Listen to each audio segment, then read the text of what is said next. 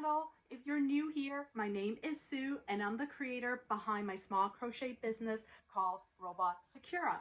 In this channel, I'm here to share with you my wedding planning experience for my wedding that's coming up in August, and at the same time share what kinds of projects I will be working on throughout the year, because I won't be attending as many markets as I would love to compared to the previous year. So this channel is going to help me stay motivated with crochet projects while I'm busy with wedding planning. But at the same time, because this is such an important event in my life, I wanted to kind of film the progress and have these memories with me for basically the rest of my life, for as long as I live. So if you would like to come on this journey with me, don't forget to like this video and subscribe to my channel for more updates.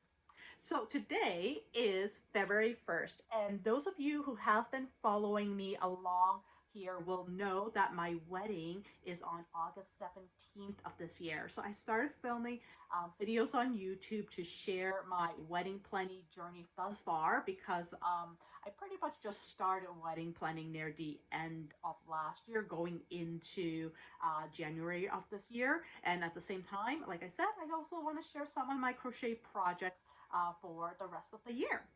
So in my previous videos, I shared my biggest crochet project that I'm starting off the year with, and that is making approximately 100 of these little heart plushies as wedding favors for our guests.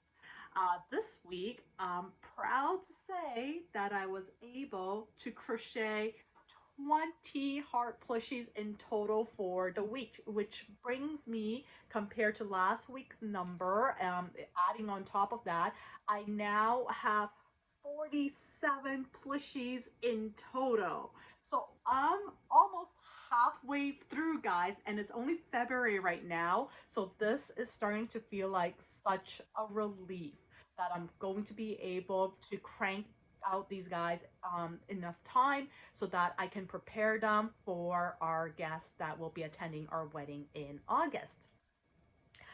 Another new update for this week, guys, is that the gift boxes for the heart plushies also arrived in the mail, and they came packed up like this.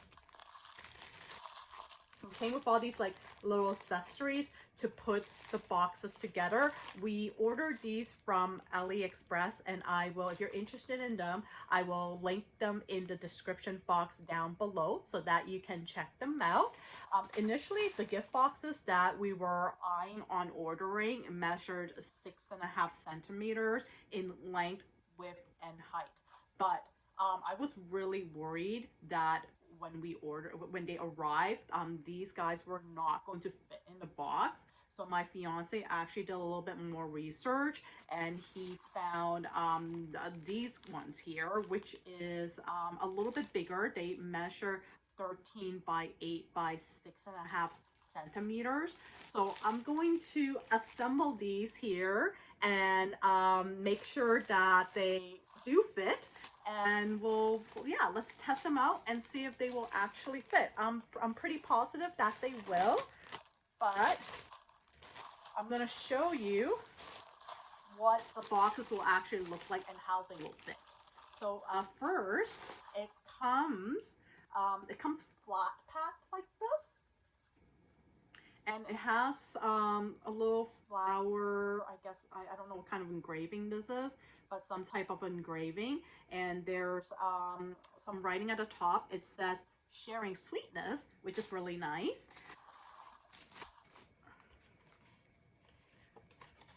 So I'm going to just put this together here. So it comes in a rectangular shape, and then the bottom will fold in like that. I think these guys just slot in like this. There's Actually, it's really helpful on AliExpress because the shop that we order these from, they actually do have a video showing you how to assemble and put all of this together, and it was very, very useful. And I actually watched the video before coming on here just to make sure I understood where the pieces fit together. And then this kind of folds in like that.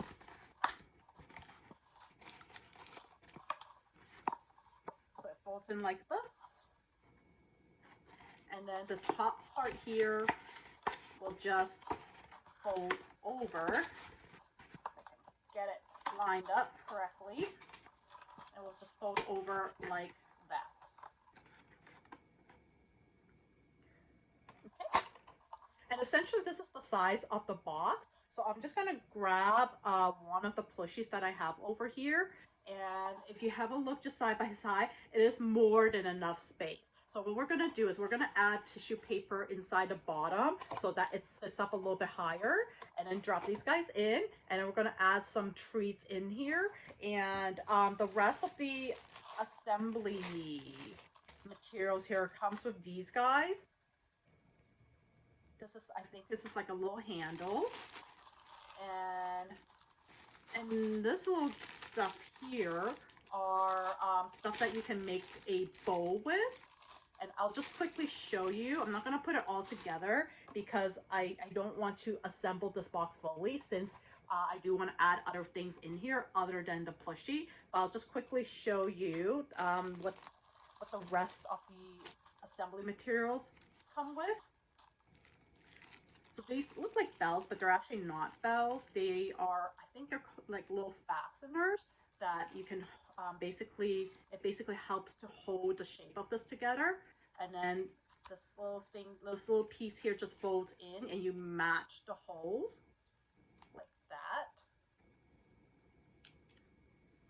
And then you slot all of this in. Make sure they all go through. So this is the bow part, and then it has like a little decoration that goes in front of the bow. So you would just slide this through into the fastener. So now it looks like this, and it's pretty cool. And then this here just goes right in here. And once you have all of this assembled, you would take the box, and it would just slot right through here, and the entire box would just look something like this. So like I said, I don't want to assemble this fully because I want to keep the boxes opened so that I can add anything else in there if I need to. But I'm really happy with the way they look. They're so pretty, and I think this is going to be a really unique way of presenting a wedding favor to our guests. And I'm very excited to be able to put everything together and have them sitting at our table. It's going to look really, really pretty, and it's going to be very unique too. So hopefully the guests will really like that too.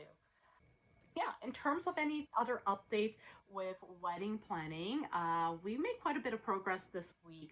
So on top of what we accomplished from last week, we were also able to secure a MC and DJ, which is great. We set a date to do a food tasting from our venue. So that's already scheduled. And what else have we done? Oh, and also I also had a consultation with the florist to really nail down some of our design ideas, what kind of floral arrangements we would like to have at the wedding. So all of that is in discussion, and I would say because it's just February, we're making pretty good progress here. So I'm very happy with how things are coming along, and I need to still continue working on those heart plushies because I now have a total of 47. So I have to find a way to keep myself motivated, and hopefully I will get them done ahead of time because I really want to try and squeeze in some markets before the wedding. And I know I said that we're gonna hold off on them until after the wedding, but guys, I really do miss market prepping. I really do miss going to or having the idea of a market coming up and having it in my calendar and knowing that I'm going to see, you know, my Fender friends or meet new Fender friends, and that part of the week or that part where I do have something like that coming up really do get me through the week sometimes when work-wise things can be a little bit challenging because I do have a challenging job for my day job, and that can really take my mind off of things. So I actually applied for a farmer's market. I was there last year and I was there for half a year, so I did a half season and I applied to it again. I'm not doing the half season. I applied for 4 days and only one day is just before our wedding date. It's going to be in May and it's the opening day of the farmer's market. So and then every other date is going to be after the wedding. So I think it will be manageable. So I'm going to share a little bit more about that coming up. I actually love this market, and like I said, I did it last year, so I already know the crowd. I know the foot traffic already. So I think it will not impact my wedding planning for this year in any significant way. So that's all I have for you for now. And if I have any further updates, I will come back here and share them with you. And I hope you guys all have a lovely day.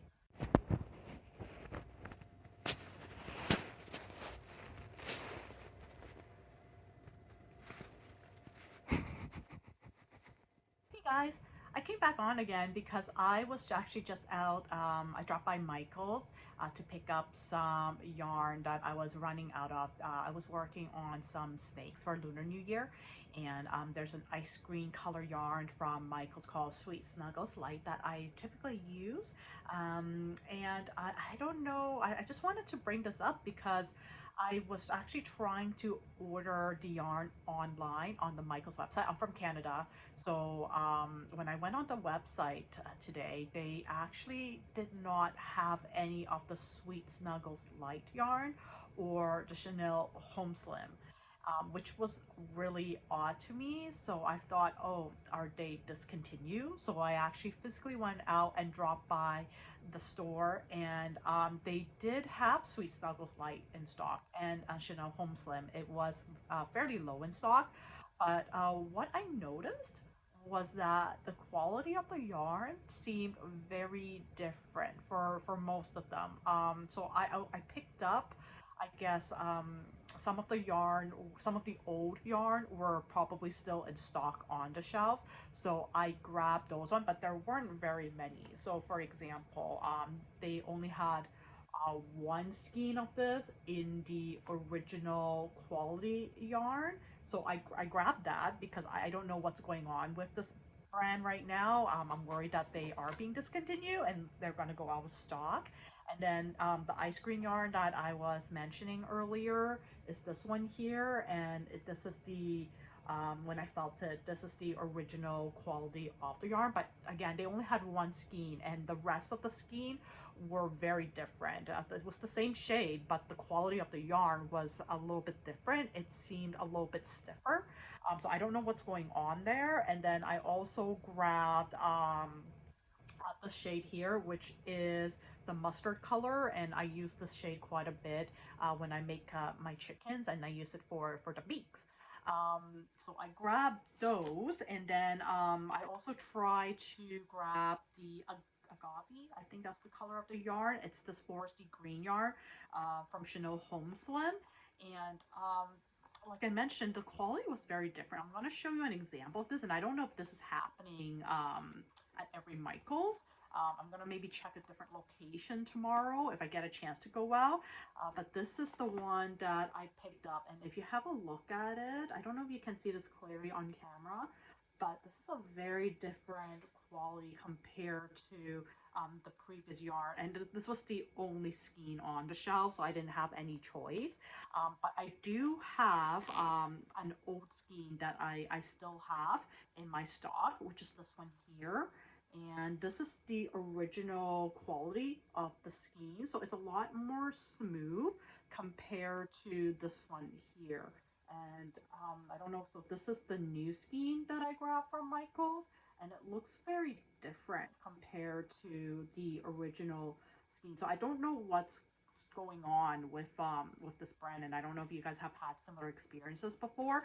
And also I noticed that this is like packed more loosely. There's a lot of like room in here, and this slides out fairly easily. So I don't know if this like shrunk somehow, like they shrunk the amount of yarn in here compared to, and this is a full skein. I've never used a skein before, and if you have a look at this one, it's completely full. Like this doesn't even like budge at all, and I'm yanking on it. It moves slightly, of course, but it doesn't even budge compared to this one here, where it just slides right off.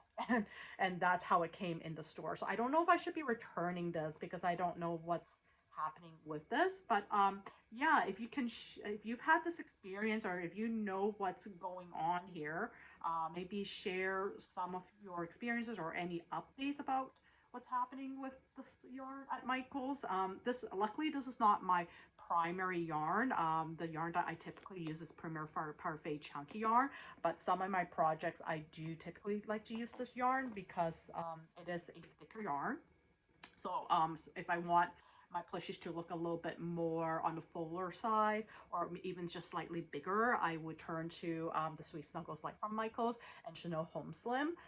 But luckily, not luckily, but thank God, this is not my primary use of yarn when I make my projects. Yeah, so I'm just curious, guys.